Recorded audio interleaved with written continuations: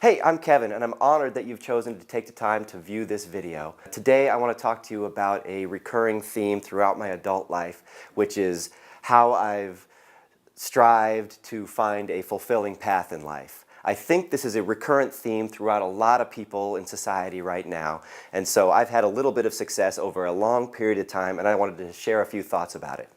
After I finished college, I went and got a job that I was really excited about, and from about the third day of that job, I realized, wow, is this what adult life is like? And is this what I'm going to do for the rest of my life?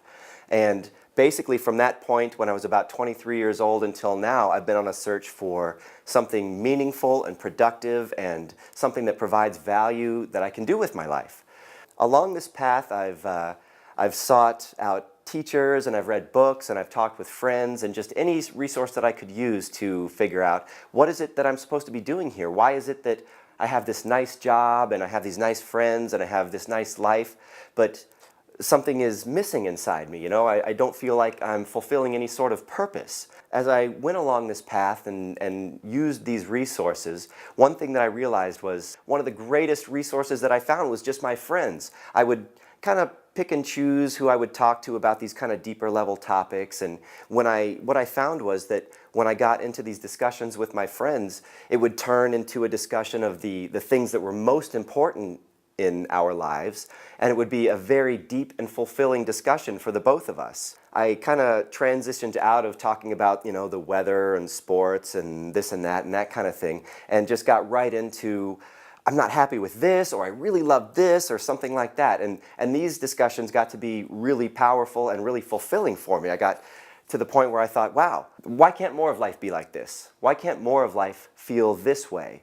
Some of the feedback that I got from my friends was we'd talk deeply about a subject that interested them, and it might be a problem they were having. At the end of the discussion, they'd say something like, wow, why didn't my therapist think of that? So I had a number of experiences like that, and over time, I realized that having those type of experiences, if I could design a life around that, that would be something that would be really fulfilling to me. So I got feedback like, why aren't you a therapist, or why aren't you a life coach, or something like this, and those were past that I had kind of a social block against. A life coach, is that a real job? That probably isn't a real thing. Or a therapist, you know, you got to go to school for much longer than I'm willing to do, and that kind of thing.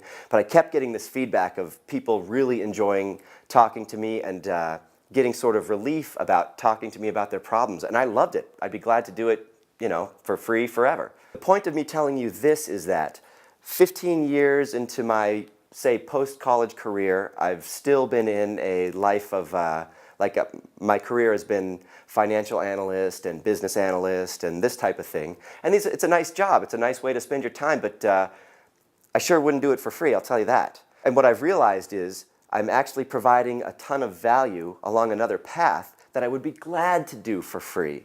And it turns out that other people are taking value from that. The message that I'd like to share is that if you're in a career that you've kind of been led to because you thought that it was something that successful people should do, or something that was maybe expected of you, or something that just sounded right, but now you're in it, there is another option, okay? You're doing a career, you have a nice salary, a nice home, a nice this, a nice that. There's probably something else in your life that may be closer associated with your purpose, something that you're meant to do, and you can make a life out of that. If any part of this story resonates with you, you might consider thinking about, where do I feel fulfilled?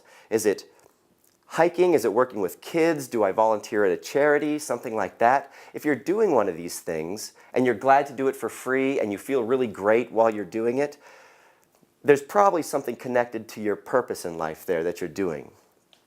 There's a number of ways to fulfill your purpose in life, and all you have to do is look around at what you're already doing.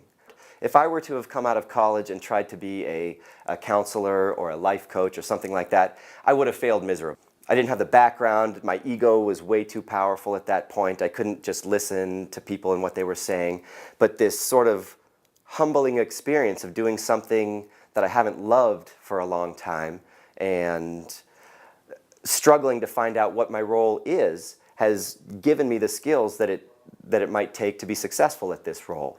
So what I might suggest to you is that if you're in a career that you're not fulfilled with, it's probably not your correct path in life. And there's probably something else that you're already good at that you could make a life at, that you could make a living at, a fulfilling life and living at.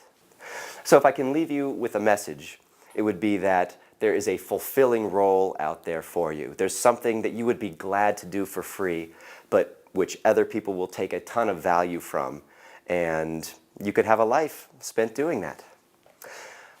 Thanks a ton for listening. Next time we talk, I'm going to share some thoughts about the difference between compassion and confidence and how you can use these ideas to feel better about yourself.